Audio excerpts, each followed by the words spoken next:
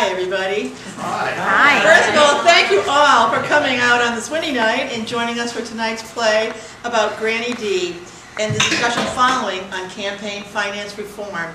My name is Donna Mascot. Before I introduce our host, I would like to just briefly say thank you to a member of our community who has helped us so much with this play, Miss Kathleen Herring.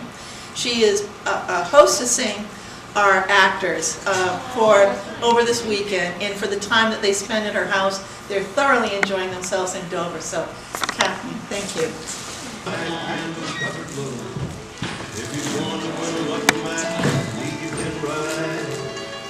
So I climbed into the cab and then I settled down inside. I'm really pleased tonight to introduce Bob Perry, who will help start us off on tonight's play, introduce the actress, as well as leading us in an open discussion afterwards on campaign finance reform. Bob is an active champion on campaign finance reform and on the important issues of how we finance our political campaigns and how that impacts our democracy. He is well versed on the subject. Bob has served 7 years as a New Hampshire State Representative, serving Stratford, District 3, and is running again this year as a candidate. He has served on the House Election Law Committee and also contributes to our wider community as a member of the Board of Trustees of the Rochester Opera House, as well as on the board of Open Democracy, the nonpartisan organization bringing us tonight's play. And finally, on November 6th, vote. Your vote is your voice. Use it wisely to reflect your values. Thank you and welcome, Mr. Bob Perry.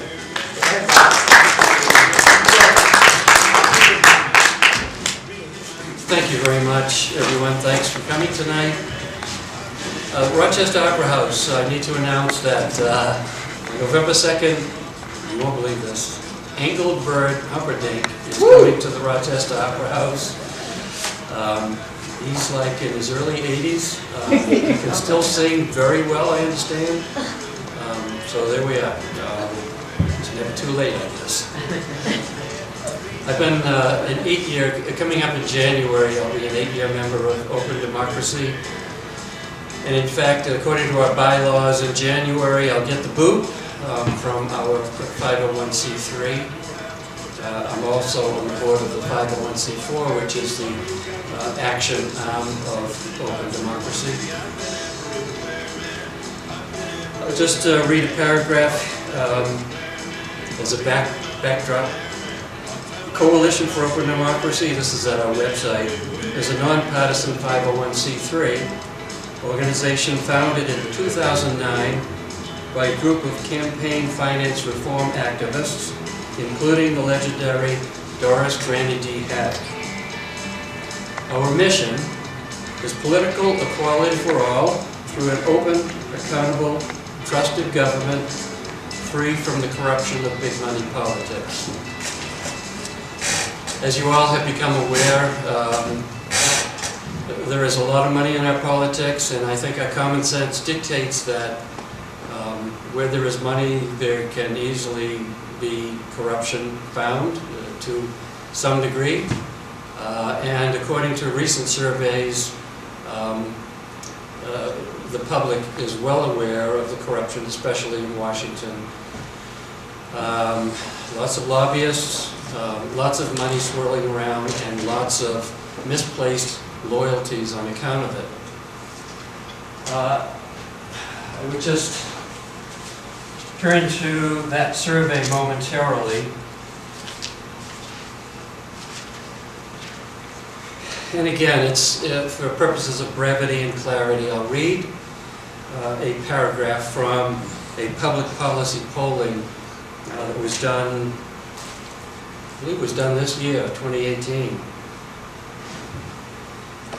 A new public policy polling survey finds that overwhelming bipartisan majorities believe big money in New Hampshire elections is a problem and support civic dollars to fix this issue. 80% of voters believe big money in New Hampshire elections is a problem. A bipartisan majority, 63%, also supports a proposal to give each registered voter 4 $25 certificates or civic dollars to donate to political candidates who refuse to accept money from large donors and out-of-state donors. Majorities of Democrats, Republicans, and Independents would be more likely to support a candidate who funds his or her campaign with civic dollars than a candidate who funds his campaign with large and out-of-state donations. Again, that was a recent public policy polling that Open Democracy conducted. So with that backdrop, I think we are ready to proceed. John, is that correct? That's correct. Turn off your cell phones, please. And the lighting in here is a compromise. This is the way it's going to be.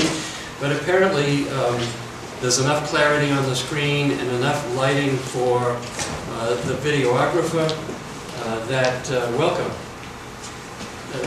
I think we'll see this as a reasonable compromise. Usually when we go to the movies, we enjoy the presentation in the darkened room. But this is what we have.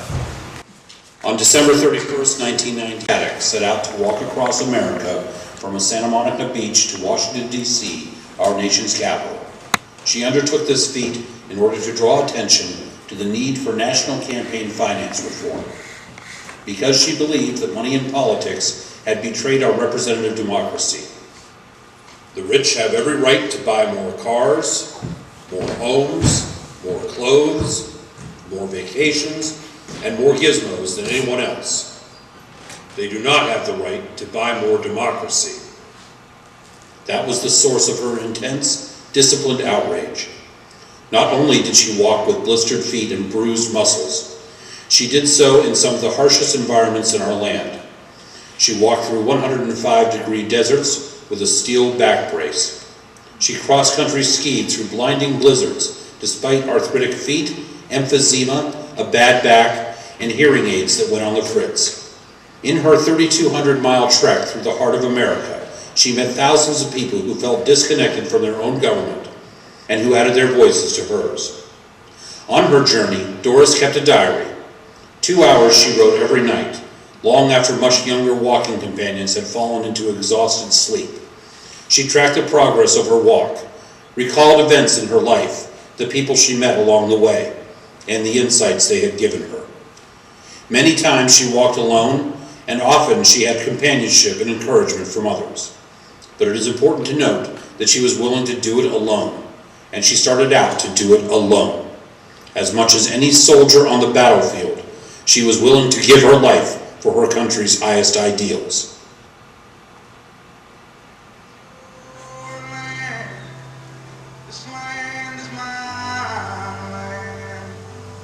Do not call me that! I am not! I am doing the only thing I know left to do! Oh God! Please don't let me make a fool out of myself! Oh my! I was just recalling how all of this began. My name is Doris Haddock.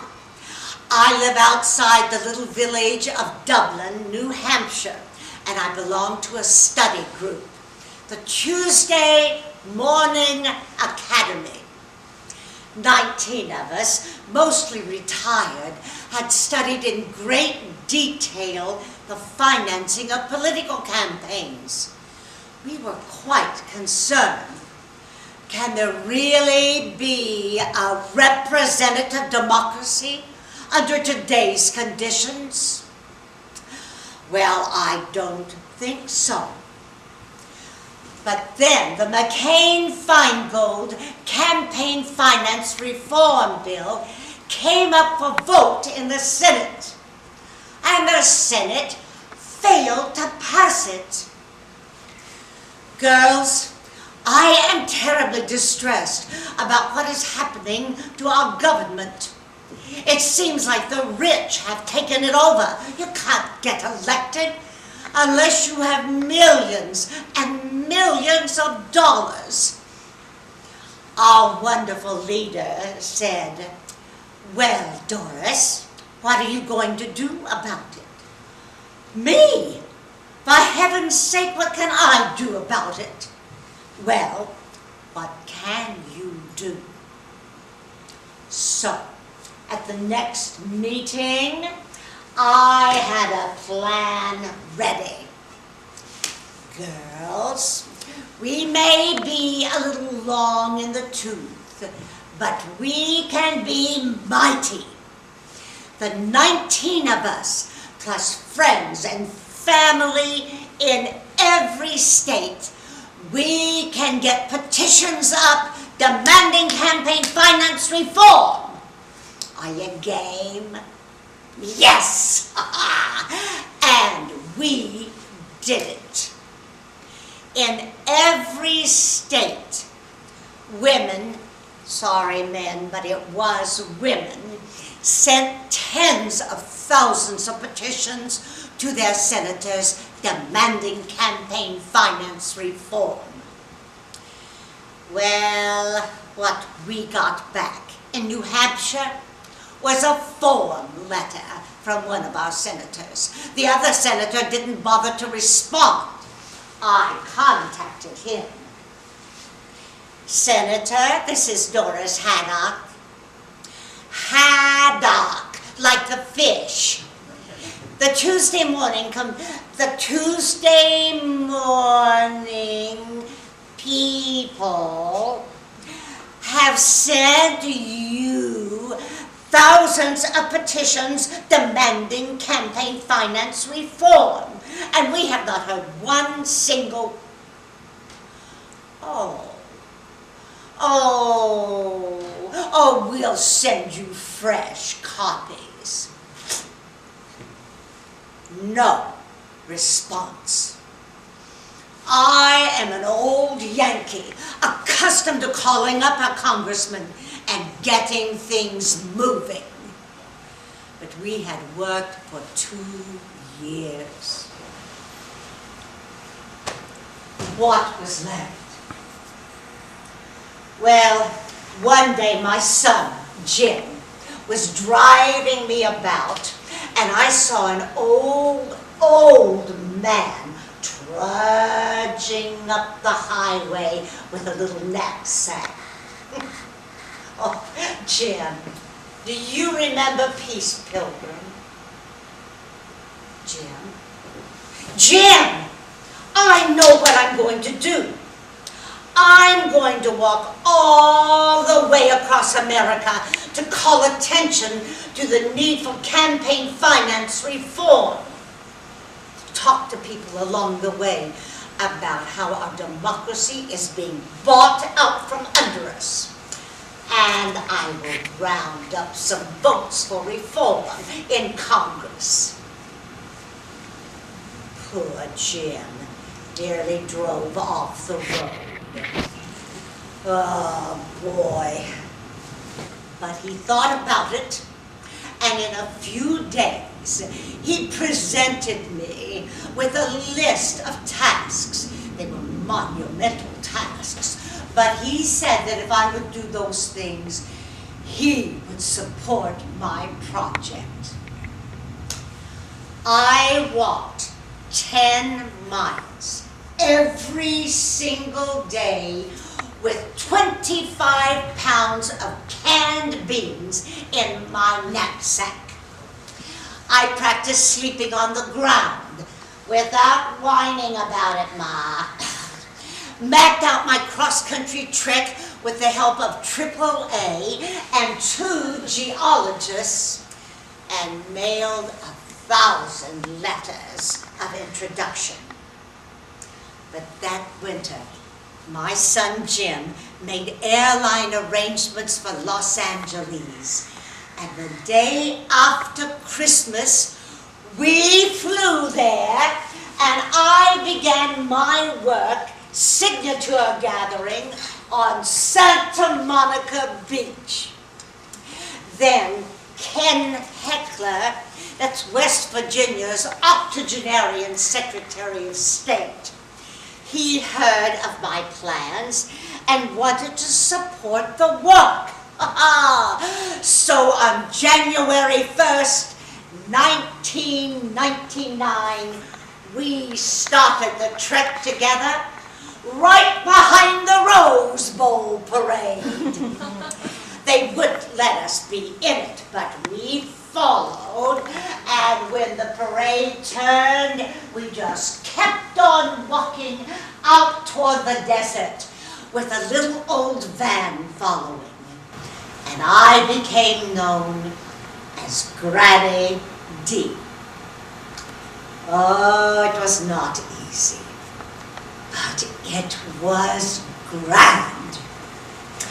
First of all, the great hot Mojave Desert, and I walked, and it was hot, and I walked, and I thought.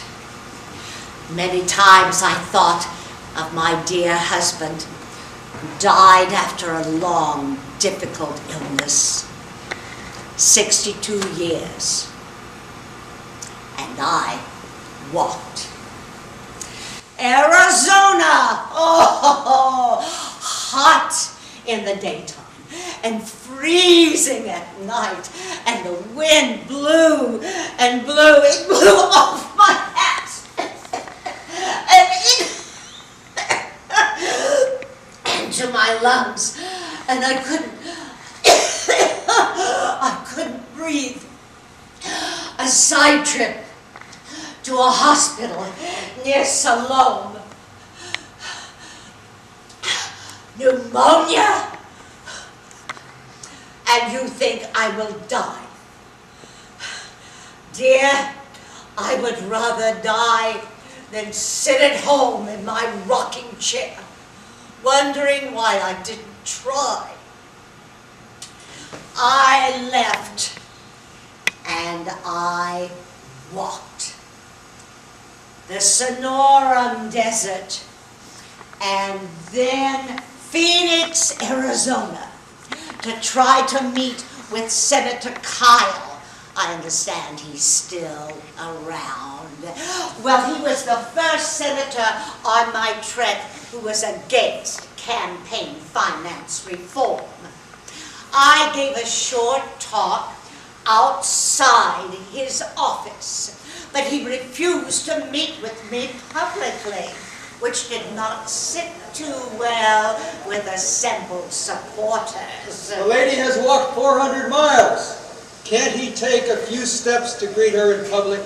Come out! Come out! Come out! Well, he would not come out. We left Chandler, Arizona, and then Indian lands. After a long, hot walk into the reservation, we finally arrived at Upper Santan, a little village near Sakatoma. Good Morning America called to say that a crew was on its way for a live interview from the reservation. Oh, ma'am, my name is Granny D. Could you get the word out that any school children who would like to be on national TV, Good Morning America, should come to the mission at dawn tomorrow? Oh, and the reservation grapevine, faster than email. And then Dennis Burke of Common Cause, who is now with us, bought white poster boards and marking pens so the kids could say, "Good morning, America," from Upper Santan, or whatever they wanted to write. At 4 a.m. the next morning, there were about 10 children of different ages standing expectantly, holding their cardboard signs. And Good Morning America scrubbed the interview in favor of a segment on wedding dresses. It was just not to be borne. And my friend Duffy, who was driving that van for a while, she saved the day. She got out her camera and took pictures of the kids with their signs. And then, hey, kids, Granny D wants to walk you partway to school, okay? Well, line up, 2 abreast, let's go. And we all marched about a half a mile down the road together. I then saw the children off. And I continued walking to begin my 10 miles for the day. And I saw her all alone on the road. And when she saw me, she ran up to me and hugged me. Granny D, I'm nothing and nobody, but I honor you, and you are walking for me.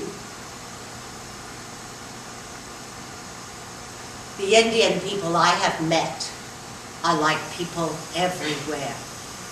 They have dreams, traditions, and problems. My son Jim met 3 of their problems at this roadside general store. Jim does not scare easily. It was a serious encounter. They were drunk and mean. Ma, I have to go home today. And you promise me that you and Duffy will keep an eye out on the road for those men. And I walked on. Later, ways off, I saw those 3 men approaching through the heat of the highway. Native American men in these deserts were once hunters, gatherers, and sometimes warriors. Our Indian wars decimated them. Even now, some of these men wander lost in guilt and self-destruction, owing to their lost ability to care for their families. And as those 3 sad warriors approached, a great smile came to me. Hello! And they smiled and said, hello, old woman who walks. And I walked on to Pachaco Pass, Tucson, Tombstone, and then the Chiricahua Mountains, where I celebrated my 89th birthday. Oh, sweet husband, are you smiling at me? We'd had a wonderful life and hard times, but we put both our children through college. And then Alzheimer's struck. And that sweet, smart man, for 10 years, losing bits of himself, suffering. But there were some times when he would come to himself during those 10 years and be able to think quite clearly. Dory, my play has run. No more food or drink.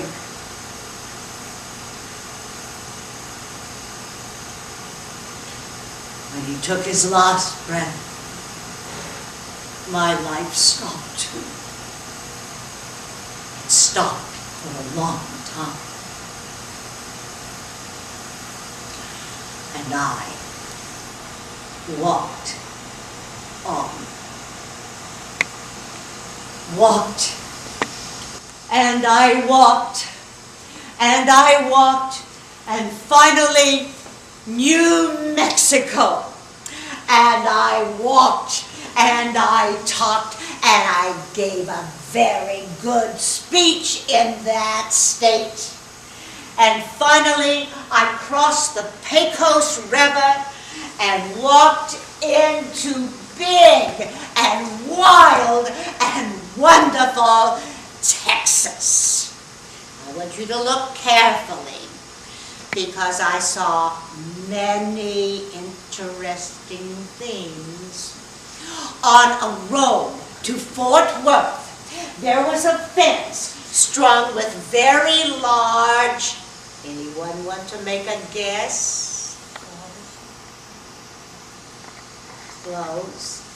Catfish heads in fearsome degrees of decomposition. Oh, and one was that big. Those Texans. Now they are braggarts, but their hearts are as big as their state. My son Jim told me that when I was taking a little cat nap in the van on this street in Fort Worth, a woman drove up here, parked, and walked over to Jim. Are you with that Granny D that's walking across America? Yes, I'm Jim, her son. Well, everybody I know suspects the worst, but nobody does nothing. She is. This ain't much, but the government's not running this country the way it should. Insurance is bad. I got grandbabies. They can't even get on insurance. And we're asking for your signature and your prayers, but not your money. No, this whole campaign is against money and to try to show that the people care. And you care, and we appreciate that. Oh, thank you. But that's what I want to do. Make sure she can get a place to stay at night. No, get something to eat. Well, if you tell her to give them hell, I will. And thank you very much. Well, after a long time in big old Texas, I finally crossed the Red River and into the South. Well, if you're in the market for some August humidity and some dead polecats and armadillos, I cannot recommend this stretch of road enough. I was constantly stepping around a great collection of unfortunate armadillos. It was as if some armadillo Spartacus fleeing Arkansas had been captured and executed along this road with all his followers. Arkansas, Hope, Arkansas, Arkadelphia, and then Little Rock. And I gave a speech speech at Little Rock's First Missionary Baptist Church, where Dr. Martin Luther King Jr. once preached.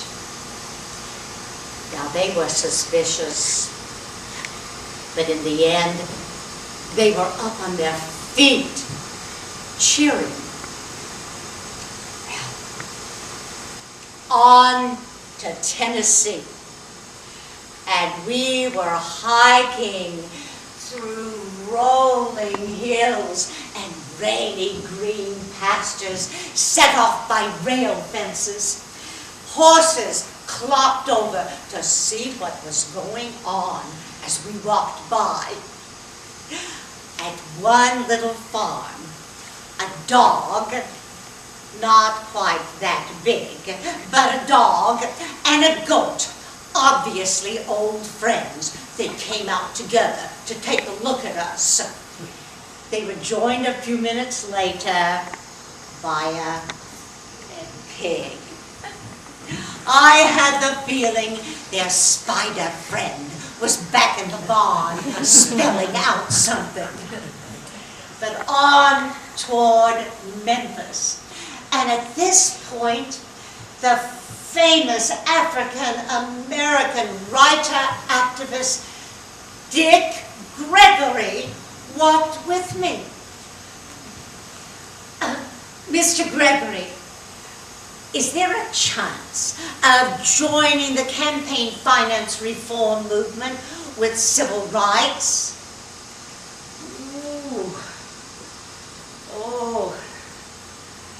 Granny D, you got to understand how it works. For so many black people, the problem is the poverty right now. The poverty tonight. If there are rats in the kids' room, and roaches in the kitchen, you can't think much past that. People in poverty need to solve those kinds of problems before they can worry about the big political issues. See how it works? I understand, but I think political leaders should help to clean up the political system so that social justice reforms can be possible. If all our tax dollars are being diverted to corporate welfare through the campaign finance system, people who truly need help cannot get it. You're right. You're right. But all you have to worry about, Granny D, is you just keep walking. Let your feet do the talking. You're helping change the way people think. You see how it works? So you just be patient and keep walking. I wonder what it is like to be black. When I was a young girl in the early 20th century, I barely had a notion that other races existed. I never even talked to an African American until after high school graduation. And I took a job in Nantucket at a small hotel to earn money for my first year at Emerson. And I worked and lived with Ida Thomas, who was an African American. One day, actually one evening, I really upset her. I just didn't understand why. Ida, I just don't understand how you must feel. Oh, honey, when an unfair thing hurts you deeply, that'll be your chance to understand something of it. A year later, she was proved right. That summer, I was hired by a Mrs. a Mrs. P in Boston. And when she hired me, she offered to drive me to her house right then. A woman driving in those days. I opened the door of her grand automobile to slide into the front seat beside her. You'll sit in the back, Doris. And so I did. The dividing line was very clear, as I would learn.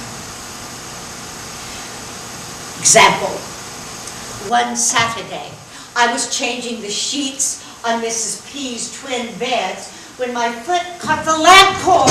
Oh! I let Mrs. P have the news straight away when she entered the house. What is it, Doris? Come with me. But she went to a telephone and dialed a number. You stay. Frank, one of my servants has broken the lamp by my bedside. Please send me a duplicate. Well, it's hard to get decent help nowadays. Oh, yes, I would discharge her, a clumsy oaf, but the next one would probably be just as bad. Yes. Well, the expense can't be helped. Oh, well, yes, a total idiot. I felt real hatred, scar tissue forming in me. And I stood there and took it, rather than defending my human dignity. I was too wrapped up in my need for tuition money and housing, and the right thing comes at a price. I was not ready for that kind of courage. It changed me. Oh, at that age, I learned that it is possible to hate people. Oh, Mr. Gregory, these issues trace far deeper than we can touch with campaign finance reform. I squeezed his hand. That's all right. We will both do what we can. And September 8th, Memphis. And I gave a speech right up here at the famous Lorraine Motel, where Dr. Martin Luther King was murdered, shot and murdered. I traced his last march, and they wept. They wept, they clapped. Coming out of Memphis, I now had an idea of what needed to be said and needed to be done. You sit back most of your lives and you assume that there are grown-ups somewhere running the show. And if you really get out there, if you look behind the curtain, you will see it is just a bunch of tired people like yourself, needing help, trying their best, and not doing half as well as they would like. That is the moment when you have an opportunity to grow up and take your part. Now I was starting to get it. At the end of September, I walked through Nashville, with Senator Russ Feingold, and he told me that a new version of campaign finance reform was up for debate in the Senate. And then Senator John McCain called and asked if I would like to be there to watch it unfold. Oh, I couldn't resist taking an extra day of rest to see the show, and I jumped on a plane to Washington. Naturally, I stopped by the offices of our 2 New Hampshire senators. Bob Smith was in. I am not going to support that bill. And I'm not too worried the folks back home would even care. The general public is too dumb to understand about money and politics and gravity. I have a great deal of respect for what you are doing. I wish I could say the same. I attended that debate, but first, Senator McCain presented me with a new pair of walking shoes, saying I had a lot more walking to do before this thing was over. And then we walked across the street and to the Senate side of the Capitol. Then I flew back to Tennessee to continue my walk. And on October 19th, I walked into beautiful Kentucky. And up ahead was Louisville, where I was to enter the Lion's Den. I was to give a speech right on the office steps of the most ardent apologist for legalized bribery in the United States Senate, Senator Mitch McConnell. Oh, yes. Well, I was trying to remember my Gandhi. You know, attack the ideas, not the man. But I thought I might fall short. In that debate, McConnell was heaping abuse upon McCain for daring to suggest that there might be corruption in Washington. Who, Senator McCain, is corrupt? Name one corrupt person, Senator McCain. Who? And the closer I walked, the less I felt like obeying what I knew to be the proper way laid down. But I thought I might tell the truth as I saw it, and I did. November 6, 1999, Louisville, Kentucky, outside Senator Mitch McConnell's office. And I have also come here today on foot to answer a question asked by your senator and to end his long search. Who is corrupt? I then gave several well-documented examples of corruption. So you see, Senator, you are the man you asked Senator McCain about, and you are not alone.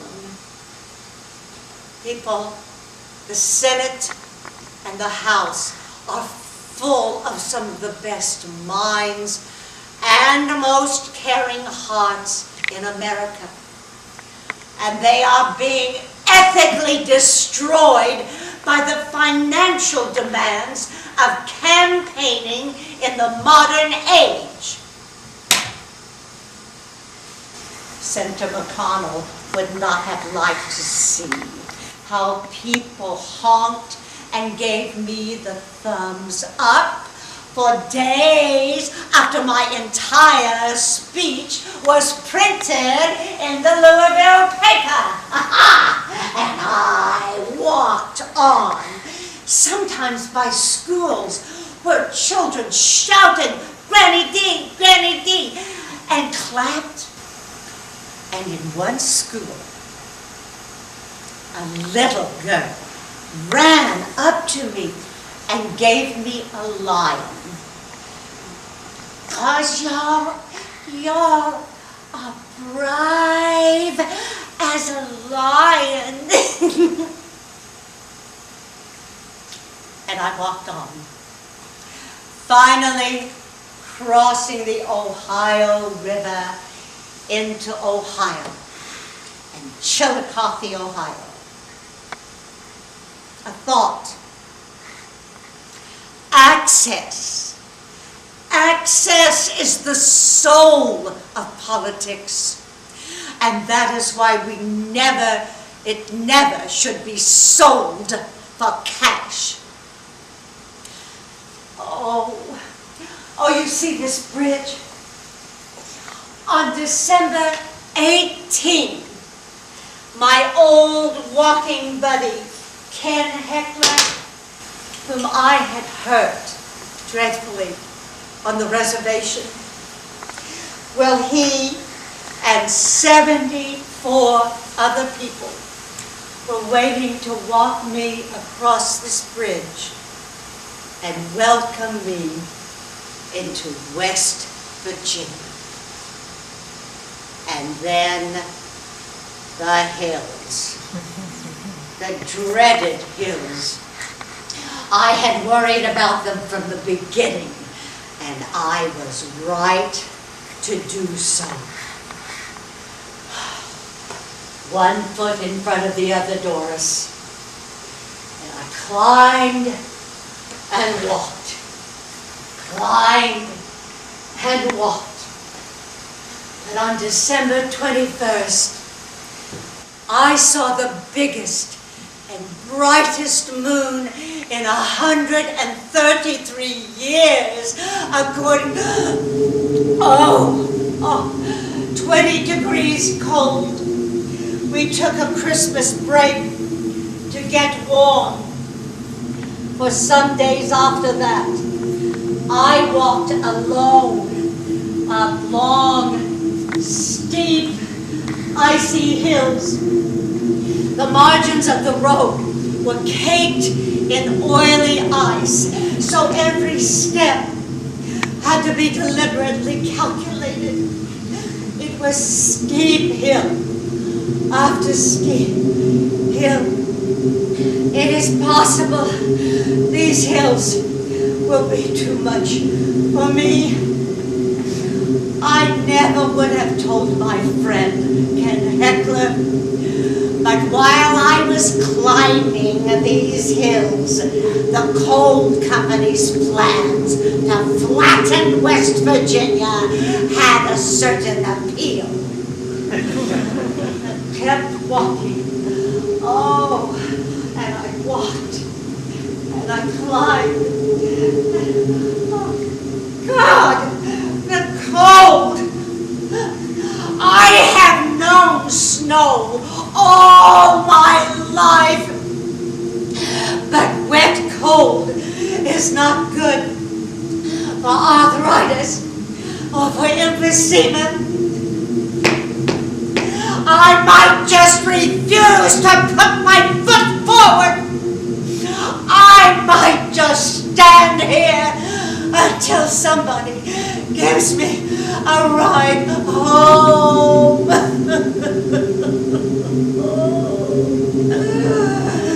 And I'm not invested a year in this thing. I certainly would quit this mountain. Blizzard, white out, 1 foot, 1 foot,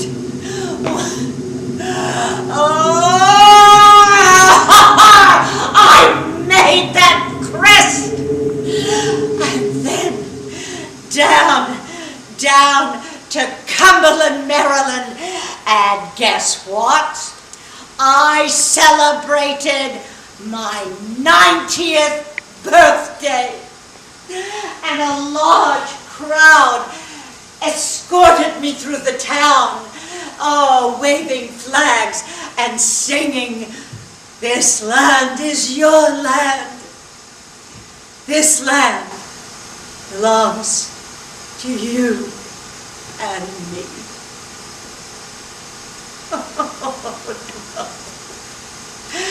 And then came the area's biggest snowstorm in 4 years. How was I to walk? How was I to walk in all of this snow? There was that canal that goes a long way, and a towpath beside it.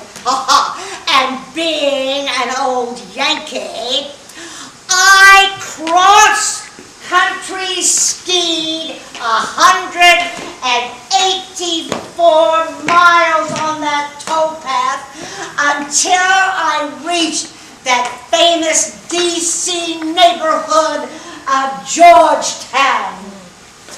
And I walked, and I walked. February 20th, Washington, D.C.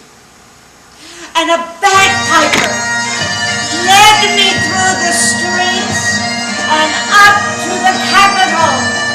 Oh God, I will be your fool. I climbed up the east steps of the Capitol to make my final speech.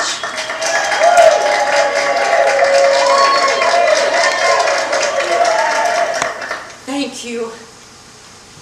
This morning, when we began our walk, we began it at the graves of Arlington, so that those spirits might join us, and we might ask, brave spirits, did you give your lives for a government of, by, and for the people?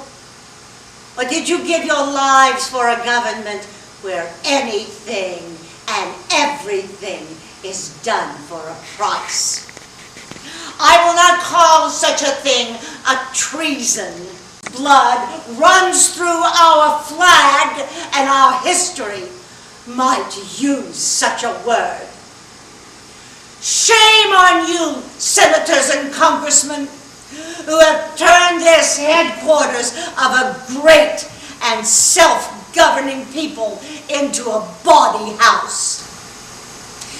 But let me speak to us, because the problems we see here are of our doing.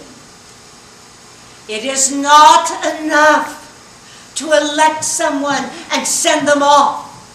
If we do not keep these boys and girls busy, they will always get into trouble. We must energize our towns and cities and states to better see our problems and better plan our happy futures. And senators, if I have offended you speaking this way on your front steps, that is as it should be.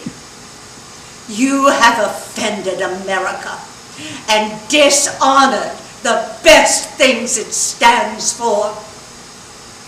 How did you dare think that we do not care about our country? How did you dare think we would not come to these steps to denounce your corruptions? How did you dare think that we were so unpatriotic as to have forgotten those rows upon rows of graves that mark how much we care about our freedom and equality? The people of our nation do care, They have told me so. So here we are, senators, at your doorstep. We, the people, and the time has come, senators, for some reforms, or for some new senators. Tell us which it will be, and then we will go vote. In the name of the people who have sent me here to you, and in the name of those generations before who have sacrificed so much and who stand with us in spirit today, I make this demand. This land is your land. This land is my land.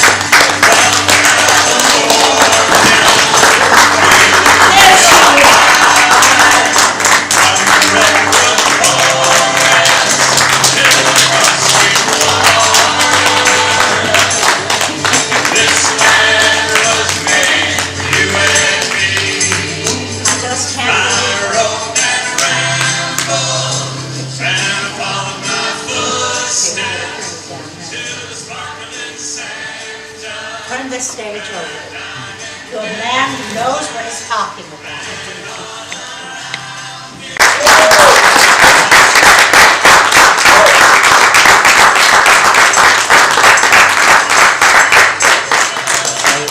This is like the third time I have seen this presentation, and it's wonderful. I pick up new things every time. I saw you over in Keene last year at Rochester Performance and Arts Center in Rochester, and now here in Dover. And I may see you next week at UNH. Well, there were some new things since the last time you've seen it, but they won't be any more new ones this time. Well, please accept Thank this as you. a token of our serious appreciation for keeping the memory of Granny D alive.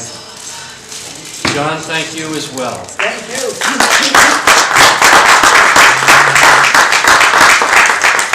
Before he starts, I've got to tell you, I can't help it. It's like that old woman who's on my back. And she says, now you've got to stop being lazy and get with it. Yes, ma'am. Dixie, would you please tell us how many times you have done this performance and over what span of time? Well, this particular one, because I redo it each time, so this is the fifth version. fifth version. So this particular version I've done it how many times now? 5 times, including tonight? 7 times, according to tonight. We got You 5 or cannot 6 trust more. me. You cannot trust me. But I began it when I picked up the book. Picked up the book in Seattle, saw this old lady with a funny hat on, and it said, Granny D, walking across America in my 90th year. Bought it, thought it would be a good one, and I put it away. Don't know where I put it. And one thing led to another. Finally had to read it and give a book review, and I was horrified that I had never heard of her, and that a lot of people haven't, because we all should know about her. That's just, so I don't know how long it's been, but Doris gave me, she was still alive, she gave me her, she was dying at that time, she didn't die, but she had had a tracheotomy and everything, and when I wrote her and told her I would be working on it on a ship that had college students from all over, and at the end of the semester I would tell her story. She put her signature on. So, and I got to meet with her 3 times. She comes to here. I'm 5 foot. She comes to here, the top of her head comes to here on me. I have a picture to prove it. Now, please stay. Thank you. Thank you very much. Oh, you're welcome. I gave, probably 10 years ago, when I served on a committee in the House, the HB 513 committee, it was a study committee on public funding of campaigns. Ruth Meyer would escort Granny D into the committee room. You know, it was at the time probably a 75-year-old helping a 90-year-old into the room and all the consequences thereof. But she was a frequent visitor to that committee room.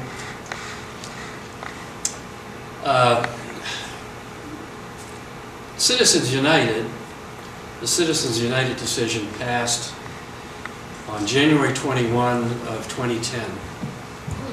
And Granny D died about 2 months later. I think it was in March of that year. March, it was March. Probably no connection to the fact that she saw her work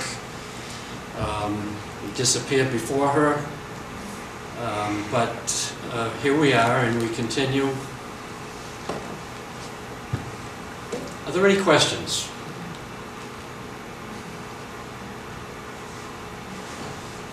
Ma'am? Okay, so what do you think are the prospects of passing campaign finance or civic dollar election funding in New Hampshire? Well, we persevere. You know, it depends on who we're talking with. And it depends upon how vocal you are.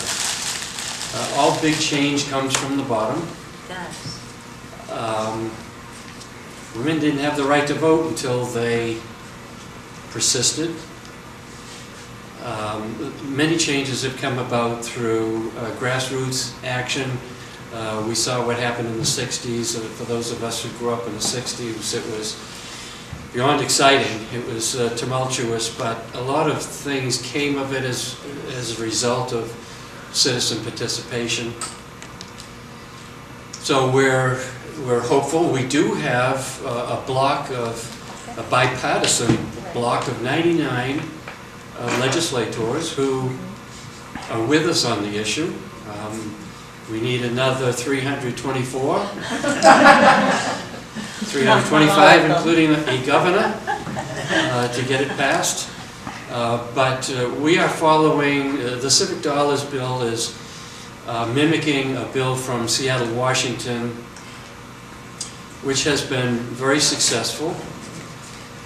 So we get to learn from them, and we're very hopeful that with the renewed, campaign finance reform has pretty much come to the front burner. I think, as I canvass for office again for the 7th time, I'm hearing about people's expressions of concerns, which include healthcare, public education, and a normalcy in government. So, to answer your question in short, that bill is evolving. Basically, it would provide vouchers to, $4 $25 vouchers to registered voters. Those vouchers can be spent any way a person wants to spend them. So that gives people a feeling of empowerment. I've got $100 in my hand and I can spend it any way I want. And it's not coming out of my pocket directly. It's like using a credit card. You have to pay up at the end, but you don't mind spending that money in the first instance.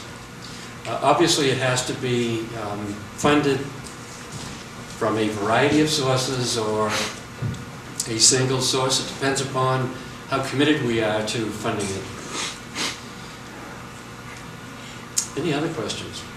Yes, sir. How does New Hampshire compare to other states in terms of how much the legislators are given in terms of corporate donations?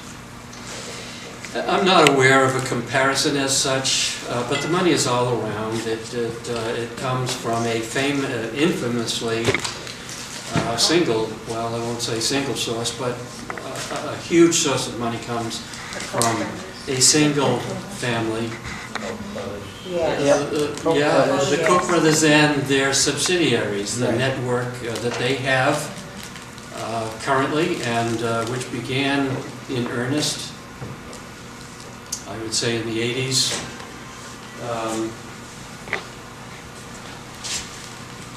We live in Pennsylvania, and I can tell you, Pennsylvania doesn't have any people involved in campaign finance reform right now. It would hurt them then. Yeah, For that one. it's really sad because there is no movement. What? What do you think you guys are doing? Well, we're doing it, but the legislature's Oh, the not doing it. The legislature. legislature's not doing a thing Yeah. to bring about campaign finance reform in the state of Pennsylvania, as far as I've been reading. And I hear about what happened in Maine, I hear about what happened in Arizona, where's the It's other been one? passed In Seattle. in some states. On the state level, they're New doing it. Mexico, maybe?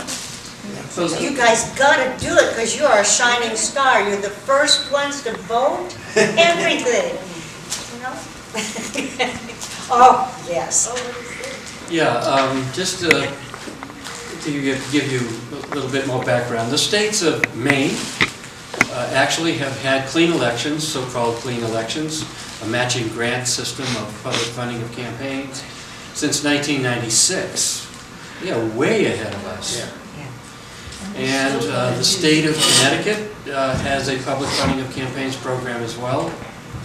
The state of Arizona, the city of New York City, and scores of other municipalities have public funding programs. And they persist, they exist, they haven't gone away. For instance, in the state of Maine, their program is wholly funded from the general fund. That fund has not been rated. The program continues. I think participation is somewhere between 60 and 80% among candidates. And over time, the idea is that we educate the public into supporting only those candidates who voluntarily opt into the public funding method of elections. We mentioned Certain Family a few minutes ago, and this is a book that should be required reading.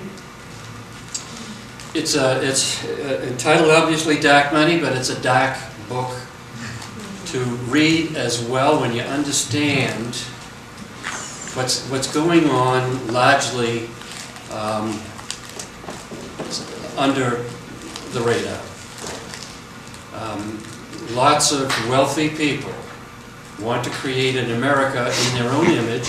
They've got the money to do it. They've got the organizing skills. They've been at it a long time. We really need to read this book. I will just, this is Jane Mayer wrote the book, the New York Times best-selling author of The Dark Side as well, but she is a journalist, obviously. Jane Mayer spent 5 years conducting hundreds of interviews. There are so many quotes in this book. It's so well researched. That's what. Including with several sources within the network, and scoured public records, private papers, and court proceedings in reporting this book. In a taut and utterly convincing narrative, she traces the Byzantine trail of the billions of dollars spent by the network and provides vivid portraits of the colorful figures behind the new American oligarchy. Dark Money is a book that must be read by anyone who cares about the future of American democracy. I also have another book of interest. I read Dan Hartman's book on the origin of corporate personhood several years ago. Corporate personhood, of course, is the idea that corporations are people, which I find hard to believe. My favorite expression as a retort to that is, I will believe corporations are people when Texas executes one. And I'll also believe corporations are people when they are allowed to run for office. That has already been tried several years ago. I will believe they're people when they gain the right to vote, which has also been attempted in years past. So we don't want the idea of corporate personhood to expand much farther from what it is right now. Dan Hartman wrote a book, and in it his theme was that corporate personhood got started with this case from this Supreme Court Reports book from 1886. I was lucky enough to find this book at an antique bookstore. The case is Santa Clara County v. Southern Pacific Railway Company. And this was a dry as a bone case involving the railroad. It was a tax abatement case. The railroad didn't want to pay for a fence that ran along its rails, and Santa Clara County wanted the railroad to pay for it, of course. But the judge in the case began the trial by saying, and the justice was Justice Waite, W-A-I-T-E, the court does not wish to hear arguments on the question whether the provision in the 14th Amendment to the Constitution, which forbids a state to deny any person within its jurisdiction the equal protection of the laws, applies to these corporations. We are all of the opinion that it does. So this was a tax abatement case, and in it the judge asserts that corporations are people. And then we get through 140 years of subsequent rulings and laws, and we get to Citizens United, which wipes out 100 years of campaign finance reform, and we are now in the state we're in, where the floodgates are wide open to corruption, or the ability for money to corrupt. So I would hope that we all learn from the Timitzes and from reading our newspapers, and we all act accordingly on November 6th. That would be a beginning. Thank you all very much. Thank you.